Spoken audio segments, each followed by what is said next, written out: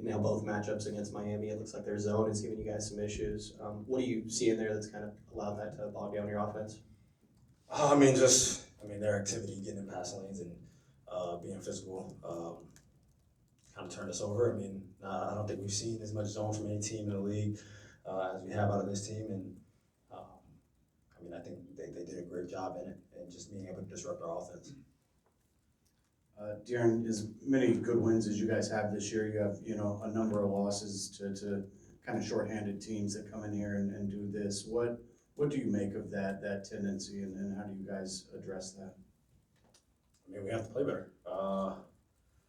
We have to be able to get stops. Obviously there were times where we got it down to 4, 6, 8, and then they make a shot at the end of the shot clock, but we have to be better. It's not like they didn't come here and play well.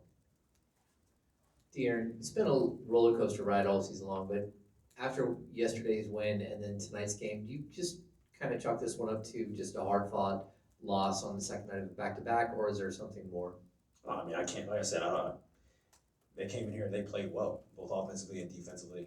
Obviously, we fought back, got into the game, but we have to be better.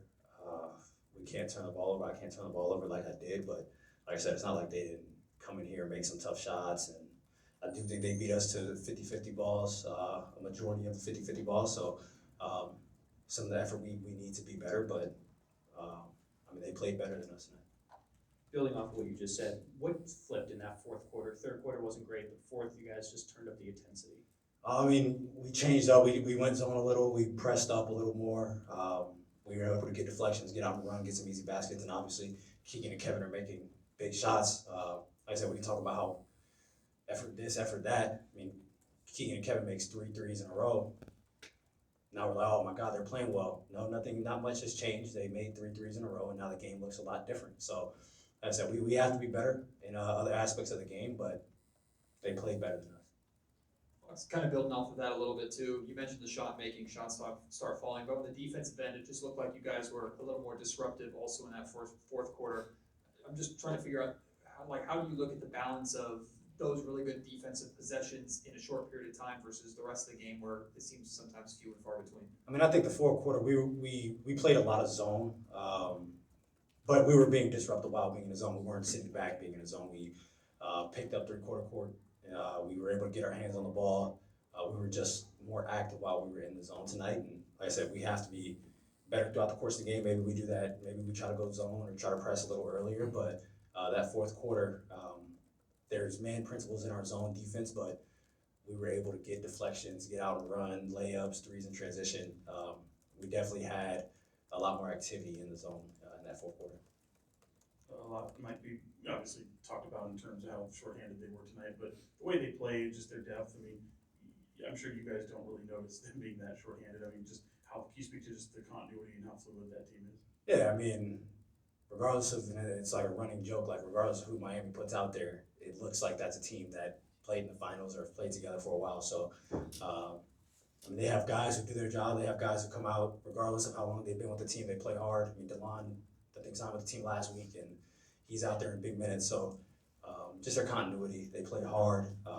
They understand what they need to do. Like I said, they played zone for probably 80% of this game, and their continuity in that defense, just being able to be disruptive, get their hand on the ball, I think was a lot. They made it difficult for us, and then they shot 52% and 36. Obviously, Jaime Jaquez had a big game. Bam was big for him down the stretch. They made plays. Down the stretch. Caleb Martin, we saw what he did in the finals. He came out and he hit us in the mouth first, and then they kind of followed suit. Yeah, they closed out the third quarter, I believe, on a 28-10 run, and a lot of that was Jaime Jaquez. So you expand on him, being a rookie and coming in and playing at that moment. Yeah, he's been a matchup problem for a lot of people. Obviously, being a guy that stayed in college for some years, people aren't expecting him to do this or do that, but he just has game that works anywhere he goes and plays, regardless of what team he plays for.